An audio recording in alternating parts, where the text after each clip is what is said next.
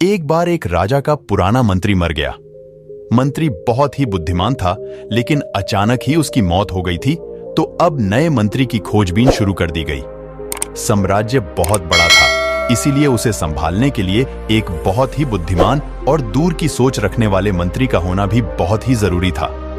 पूरे राज्य में सबसे बुद्धिमान और समझदार व्यक्ति की खोज शुरू कर दी गई। इसके लिए पूरे राज्य में तरह तरह की परीक्षाएं आयोजित की गई और पूरे राज्य भर से विभिन्न समझदार और विचारशील व्यक्तियों को छांटा गया और फिर आगे उनकी ओर भी मुश्किल परीक्षा ली गई और अंततः केवल 3 चुनेंगे व्यक्तियों को राजधानी लाया गया ताकि राजा उनकी अंतिम परीक्षा ले सके।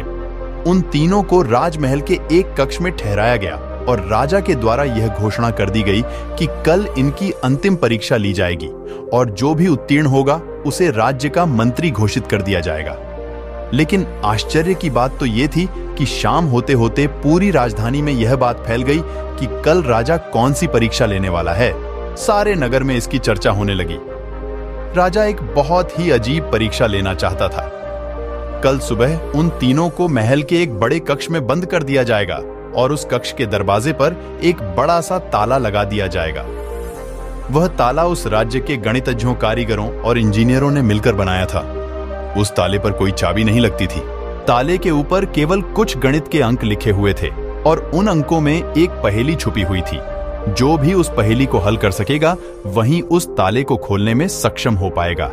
धीरे धीरे यह बात उन तीनों के पास पहुंच गई कि कल उन तीनों को एक कमरे में बंद कर दिया जाएगा और बाहर एक ताला लगा दिया जाएगा जिसकी कोई चाबी नहीं है। बस उस ताले के ऊपर कुछ गणित के अंक जिनमें एक पहेली छुपी हुई है। तीनों में से जो भी उन अंकों का प्रयोग करके उनके पीछे छुपी पहेली को हल कर लेगा और पहले दरवाजा खोलकर कमरे से बाहर आ जाएगा, उसे ही मंत्री बना दिया जाएगा। यह सुनते ही उन तीनों में से 2 तो बाजार की तरफ भागे और तालों से संबंधित गणित के विषय में जो भी किताबें मिल सकती थीं, वो सब ले आए और उनका अध्ययन करने लगे। लेकिन उनमें से जो तीसरा था वह सबसे अजीब था। वो वरना तो कहीं गया, ना ही कोई किताब लाया और अंधेरा होते ही चादर ओढ़कर सो गया। बाकी 2 ने सोचा कि शायद डर के मारे इसने परीक्षा में न बैठने का निर्णय लिया है, या शायद इसे भरोसा नहीं है कि जो खबर उड़ी है वह सही है। लेकिन फिर भी उन्होंने कोई भी मौका छोड़ना ठीक न समझा, क्योंकि यह पूरी जिंदगी में सिर्फ एक बार मिलने वाला मौका था। वो रात भर किताबें पढ़ते रहे।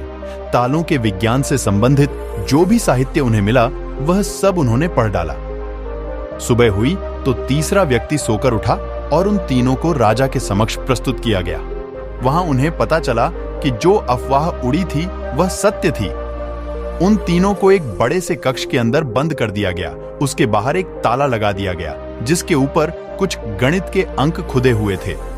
राजा ने कहा, तुम तीनों में से जो भी इन अंकों में छुपी पहेली को हल कर लेगा वही दरवाजा खोल पाएगा, और जो दरवाजा खोलकर सबसे पहले मेरे पास आएगा मैं उसे अपना मंत्री बना लूंगा। मैं तुम तीनों का बाहर इंतजार करता हूं। इतना कहकर राजा वहां से चला गया। वो 2 व्यक्ति जिन्होंने रात भर पढ़ाई की थी अपने वस्त्रों में कुछ किताबें छिपाकर ले आई थी। दरवाजा बंद होते ही उन्होंने किताबें बाहर निकालें और ताले पर लिखे नंबरों को एक कागज पर लिखकर उनके हल खोजना शुरू कर दिए। लेकिन जो तीसरा व्यक्ति था उसने कुछ ना किया। वह अपनी आंखें बंद करके कमरे के कोने पर शांति से बैठ गया। उसे बैठा देखकर वह दोनों हंसे और तंज कसते हुए कहा, क्यों हार मांग गए? कुछ करो तभी तो कुछ होगा। उन्हें लगा जैसे उसने हार मान ली है। वह डर गया है और अब वह कुछ भी प्रयास नहीं करना चाहता। लेकिन उसका मन एकदम शांत था। उसकी आंखों से स्थिरता झलक रही थी। वह परेशान नहीं मालूम पड़ता था। वह बैठा रहा। फिर अचानक उसे कुछ सूझा। वह उठकर दरवाजे के पास आया और धीरे से उसे धक्का दिया और वह दरवाजा खुल गया। वह कमरे से बाहर चला गया। लेकिन वो दोनों व्यक्ति अपनी किताबों में ही डूबे रहे। उन्हें पता भी ना चला कि वह तीसरे कमरे से बाहर जा चुका है। उन्हें तो पता तब चला जब राजा उस तीसरे व्यक्ति को लेकर अंदर आया और बोला, बंद करो अपनी किताबें, जिसे बाहर निकलना था वह तो कब का बाहर निकल चुका है। यह देखकर वो दोनों दंग रह गए और पूछा, आखिर तुम बाहर कैसे निकले? राजा ने कहा, ताला तो लगाया ही नहीं गया था, क्योंकि बंद ताले को तो खोला जा सकता है, लेकिन जो ताला लगाया ना गया हो उसे कैसे खोलोगे? ये आदमी तुम तीनों में सबसे ज्यादा समझदार है, क्योंकि इसे समझदारी का पहला परिचय दिया। इसने ताले पर लिखी अंकों को हल करने से पहले यह जानने का प्रयास किया कि आखिर ताला लगा भी है या नहीं। वही आदमी असल में सबसे ज्यादा समझदार है, जो किसी भी समस्या को हल करने से पहले यह देख लें कि जिसे वह हल करने जा रहा है वह असल में समस्या है भी या नहीं। तो यह आदमी हमारे राज्य का सबसे समझदार व्यक्ति है। हम इसे अपने मंत्री नियुक्त करते हैं।